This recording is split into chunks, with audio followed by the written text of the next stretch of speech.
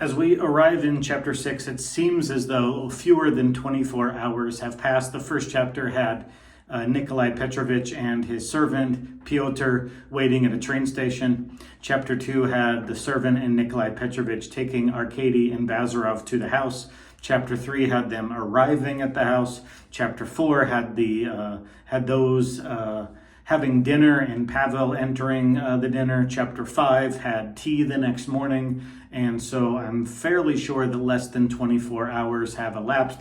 But because of the way that Turgenev is a master at describing character with an economy of words, we feel like we know these characters really well, even though we don't know much about their lives. That'll change in the next chapter where we get some backstory on Pavel.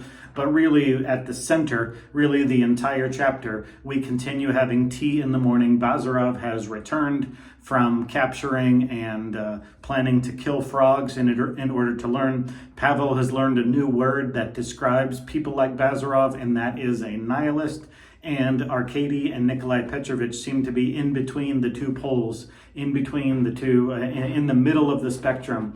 That Pavel is a traditionalist, a romantic on one side of the spectrum, and on the extreme other side of the spectrum, Bazarov is a rational science nihilist person. And the two, Arkady and Nikolai Petrovich, almost trying to referee and find common ground, at least in this point in the novel. And so here we have a conversation between the two extremities, and Pavel asks Bazarov, "Do you study physics?" And Bazarov said, yes. And he says, do Germans know physics well? And Bazarov says, well, Germans are better than the Russians at physics. And Pavel says, oh, so you love Germans? And Bazarov says, well, they are clever people. And Pavel says, so do you hold any regard for Russian scientists? Are they good or are they bad? And Bazarov doesn't have a lot of regard for Russian scientists. This kind of starts to get under, both the tone and the answers are now getting under Pavel's skin. And he says, so do you apply this to everything? Is it just Russian physicists that you disagree with? Or do you really loathe everybody? Do you loathe all authority? And Bazarov says, you're giving my worldview too much coherency, too much systemization. All I'm after is truth. I don't care whether it comes from Germans or Russians. I just want the truth, and I don't care about all these labels that you're putting on the truth. And Pavel says, do Germans always tell the truth? And Bazarov says, no, not always.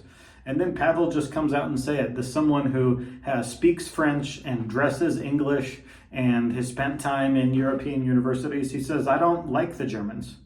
And Bazarov says something alarming. He says that a good chemist is 20 times worth 20 times what a poet is. And so there we have the absolute clash of the two worldviews. A chemist is more good than a poet 20 times over. And Pavel says, oh, so art has no place then.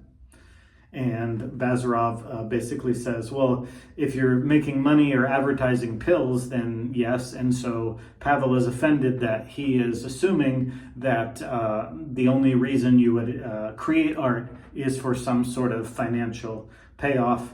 And is there no room for tradition? And Bazarov acts all offended and says, what is this, some sort of inquisition? And they're broken up. Nikolai Petrovich tries to be a peacemaker, and even Arkady, in a private moment after this conversation, says, hey, you have some blame there. You're not understanding Pavel. You're attributing everything the most negative way, and the way you're answering him, you're kind of being a jerk. You have to be fair to people. You have to treat people with justice. And Bazarov says, well, why? In his negation, he says, why do I have to treat people the way that you think that I should treat them? And so this is a touchy confrontation. And in chapter 7, we're going to understand Pavel a lot more.